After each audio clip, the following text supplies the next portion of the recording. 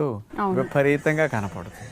ఆ గుంట గలగరాకు తెచ్చుకుని మంచిగా కడిగేసి మెత్తగా ఆకులన్నీ మిక్సీ వేసి రసము తీసి చక్కగా గుడ్డలో పోసి వడకట్టి ఆ పిప్పి తీసేసి ఆ గుంట గలగరాకు యొక్క పసరే పొయ్యి మీద వేసేసి అందులో కొబ్బరి నూనె ఇది ఎంత తీసుకుంటామో అది అంత కొబ్బరి నూనె కూడా తీసుకుని ఈ రెండు వేసి దగ్గర సగం అయ్యే వరకు ఈ రెండింటిని కలిపి పొయ్యి మీద పెట్టి మరిగించాలి. ఒక స్టీల్ పాత్రలో 40-50% తగ్గే వరకు మరిగించాలి. అప్పుడు ఇందులో ఉండే నీరు శాతం పోయి సగం అవుతుంది అన్నమాట.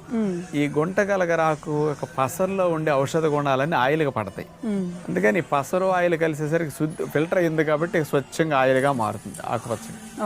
ఈ ఆయిల్ని భృంగరాజు తైలం అంటారు. హిందీలో దీన్నే కేష్రాజ్ తైలం అంటారు. కేష్రాజ్ అంటే రూలర్ ఆఫ్ హెయిర్ అట, పేర్లోనే ఉంది కింగ్. అందుకని భృంగరాజు ఏదో మహారాజులకి